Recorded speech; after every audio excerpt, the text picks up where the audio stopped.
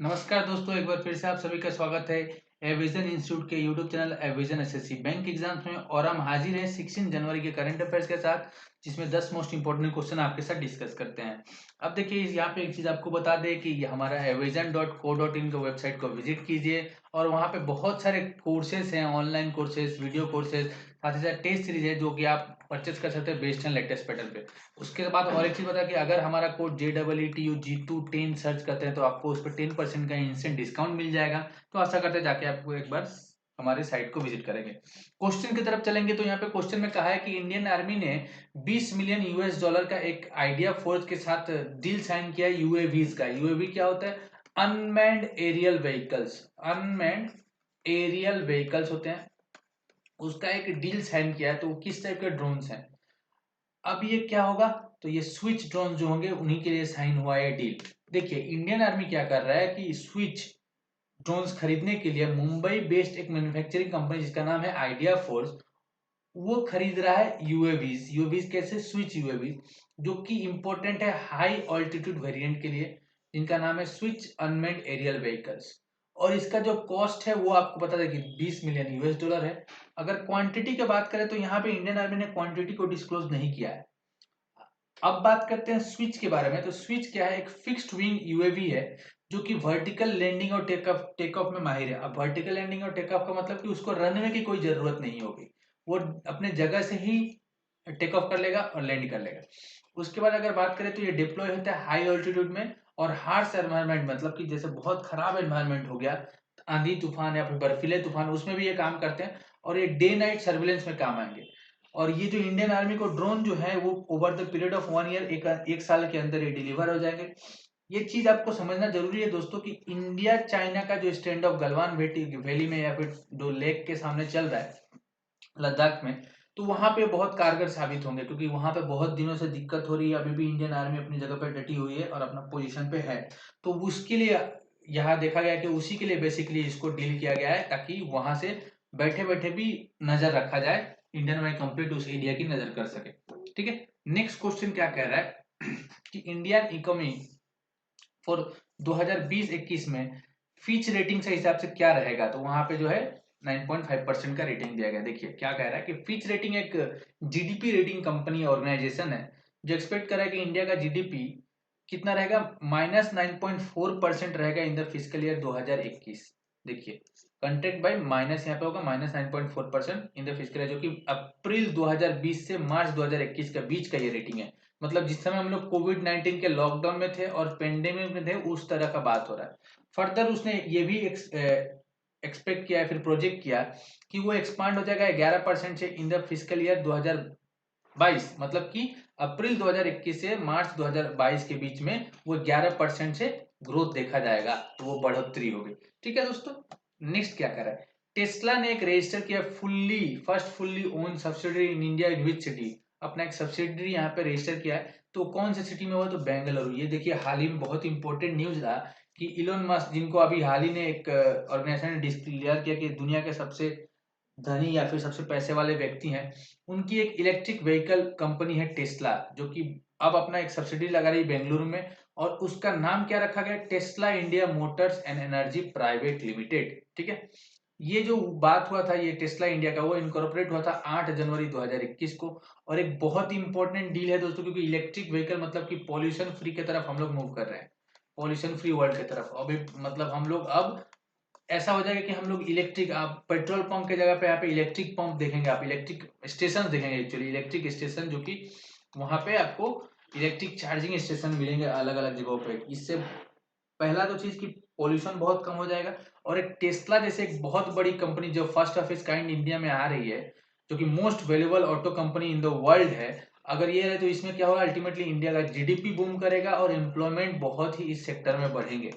अब देखिए हाल ही आगे क्या होता है कि सक्सेसफुल कितना होता है। जैसे टाटा भी अपना इलेक्ट्रिक व्हीकल्स प्रिपेयर करता है, तो इनका जो है कंप्लीट इलेक्ट्रिकल व्हीकल, टेस्ला का जो है कंप्लीट इलेक्ट्रिक व्हीकल का ही सेटअप है। तो वो ये लोग करते हैं और ये लोग बहुत ज्यादा कार्स पर डे बनाते हैं, क्योंकि ये मदद लेते हैं रोबोट्स के, या फिर जो रोबोट्स अभी इनके कंपनी में काम करते हैं उनकी मदद से ये दिन में बहुत सारे कार एक दिन में डेवलप कर लेते हैं। तो बहुत ही इंपॉर्टेंट एक न्यूज है इंडिया का पर्सपेक्टिव से, क्योंकि जीडीपी में बहुत मदद करने वाला है। नेक्स्ट क्या कह रहा है? जयप्रov जिनको रिसेंटली प्रेसिडेंट अपॉइंट किया किस कंट्री का, तो ये किर्गिस्तान हो जाएगा। किर्गिस्तान के प्रेसिडेंट वो अपॉइंट हुए हैं और एक बहुत ही लैंडस्लाइड विक्ट्री उनके लिए रहा है कि बहुत बड़े मार्जिन से 52 साल के ये व्यक्ति जो कि 79% 79% के साथ इन्होंने जीत दर्ज की, मतलब कि लगभग 80% वोट इनके खाते में चले गए और वो अब जो अपना चार्ज है 28 जनवरी 2021 को ले लेंगे, मतलब कि प्रेसिडेंट बन जाएंगे, वहां पे ओथ ले लेंगे। बात करेंगे उसके कैपिटल की, तो यहाँ पे कैपिटल अगर उसका पूछा जाए एग्जाम में तो वो होता है बिस्केक, ये याद रखेगा, बिस्केक उसका कैपिटल होता है। और अगर बात करें करेंसी की तो वो होता है सोम, इतना याद रखेगा काफी है। और एक चीज बता दें कि ये कंट्री जो है ये लैंडलॉक कंट्री है, मतलब चारों तरफ से लैंड से घिरा हुआ, मतलब कहीं से भी वाटर नहीं टच करता है इसको। तो एग्जाम में क्वेश्चन आते हैं बेसिकली स्टेट पीएससी में क्वेश्चन आते हैं कि which among the following is a landlock country, तो आप यहाँ पे इसको ध्यान रख सकते हैं। उसके बाद कहा गया कि president of supreme court bar association जिन्होंने रिसेंटली रिजाइन कर दिया या फिर अपना पद त्याग दिया, तो यहाँ पे जो आंसर हो जाएगा हम लोग का दुष्यंत ये दवे, जो कि रिसेंटली त्याग पत्र दे रहे हैं सुप्रीम कोर्ट बार एसोसिएशन। अब ये सुप्रीम कोर्ट बार एसोसिएशन है क्या, तो यहाँ पे जो लॉयर सुप्रीम कोर्ट में प्रैक्टिस करते हैं उनका एक एसोसिएशन है, उसी को कहते हैं सुप्रीम कोर्ट बार एसोसिएशन। और उसके वो प्रेसिडेंट है ये व्यक्ति जो कि रिसेंटली क्या कर रहे हैं, त्याग दे रहे हैं या अपना पद त्याग दे रहे हैं या फिर रिजाइन कर दे रहे हैं। नेक्स्ट यहाँ पे क्वेश्चन है कि इंडियन आर्मी डे कब ऑब्जर्व होता है, तो ये बहुत इंपॉर्टेंट है, एग्जाम में बहुत बार पूछा गया और इसका आंसर क्या है 15 जनवरी। अगर बात करें 12 जनवरी की तो नेशनल यूथ डे मनाया जाता है on the death on the day of birth of या फिर बर्थडे ऑफ स्वामी विवेकानंद जी। ठीक है, यूथ डे स्वामी विवेकानंद हाल ही में मनाया गया। अब देखते हैं इससे रिलेटेड न्यूज क्या है, तो आर्मी डे हर साल इंडिया में 15 जनवरी को सेलिब्रेट होता है to salute the valiant soldiers who sacrificed their lives to protect the country and citizens. और क्वेश्चन इस तरह से पूछ सकता है आपसे कि इस बार 2021 का कितना एडिशन ऑफ आर्मी डे था, तो 73rd एडिशन था। इस डे को कैसे मार्क किया जाता है, तो इस डे को ऐसे मार्क किया जाता है कि इंडिया के जो फर्स्ट जनरल थे के एम करियप्पा, वो बने थे फर्स्ट इंडियन के आर्मी जनरल, कब, इंडिपेंडेंट इंडिया के फर्स्ट इंडिपेंडेंट इंडिया के आर्मी जनरल थे, मतलब इंडिपेंडेंट स्वतंत्रता के बाद इंडिया के आर्मी पोस्ट की अगर फर्स्ट इंडियन की बात करें तो ये थे, क्योंकि उनके पहले FRR बुच्चर जो थे वो पहले ब्रिटिश के लास्ट कमांडर इन चीफ थे। और उसके बाद 1945 में वो जो 1949 में जब गए तो KM करियप्पा यहाँ पे इंडियन आर्मी के जनरल के तौर पे अपॉइंट हुए और उन्हीं के लिए ये डे को हम मार्क करते हैं। नेक्स्ट क्वेश्चन क्या कह रहा है कि कौन से फर्स्ट प्रेसिडेंट बने यूएस के जो कि 2 बार इम्पीच किए गए, इम्पीच मतलब महाभियोग, महाभियोग लाना उनके अगेंस्ट में, मतलब उनको हटाने की कोशिश किया ना, क्योंकि उनकी कुछ जो का रॉन्ग डूइंग्स हुई होंगी उसके वजह से। तो यहाँ पे जो हमारा आंसर हो जाएगा डोनाल्ड ट्रंप। अगर बात करें एंड्रू जॉनसन, वो भी हुए थे सिंगल टाइम्स के लिए ये लोग गए थे, लेकिन डोनाल्ड ट्रंप को दूसरा बार किया गया था। अगर आपको याद है तो एक यूक्रेन वाला केस में जो हुआ था कि एक विशेल ब्लोअर ने उनके अगेंस्ट में रिकॉर्डिंग जारी कर दिया था कि यूक्रेन के प्रेसिडेंट के बारे में कुछ कह रहे थे, प्रेसिडेंट के बेटे को बोल रहे थे कि जो बिजनेस करेगा, फिर प्रेसिडेंट को बोल रहे थे कि जो बिजनेस वहां पे जाके कंपनियां कर रही हैं उसका पूरा डाटा मेरे को दो, नहीं तो हम तुमको एड, मतलब कि जो यूक्रेन को यूएस मदद देता है वो नहीं देंगे। तो देखिए कि डोनाल्ड ट्रंप हिस्ट्री में पहले बार यूएस के प्रेसिडेंट बने जो कि हिस्टोरिक सेकंड टाइम उनको 13 जनवरी को चार्ज किया गया, जो कि इम्पीच किया गया फाइनल डे ऑफिस में। उनका कार्यकाल 20 जनवरी को खत्म ही होने वाला था और वो अपना एडी चोटी का जोर लगा दिए थे कि हम कैसे प्रेसिडेंटशिप में बचे रहे। उन्होंने ही ये इंस्टिगेट किया था, जो वहां पे आपने देखा होगा कैपिटल में, यूएस कैपिटल में क्या हुआ था, बहुत हंगामा हो गया, आग लग गया थे, लोग मतलब एक तरह का वायलेंस वायलेंस ब्रेक हो गया था। तो उसको कहा गया कि ट्रम्प के जो प्रो लॉयलिस्ट थे उन्होंने स्टॉर्म कर दिया था यूएस के कैपिटल को।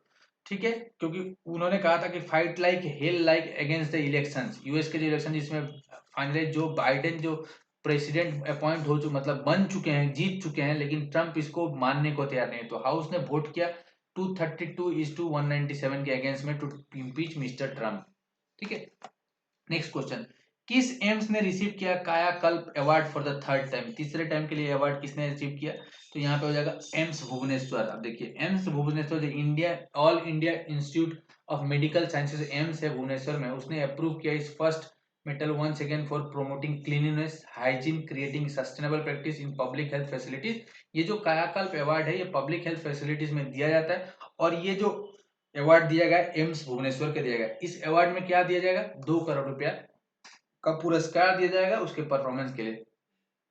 और ये जो हॉस्पिटल है बी कैटेगरी में मोस्ट क्लीनलीनेस के बाद थर्ड कंसेक्यूटिव ईयर में ये अवार्ड जीता। उसके पहले 2018 और 2019 में ये अवार्ड जीत चुका था।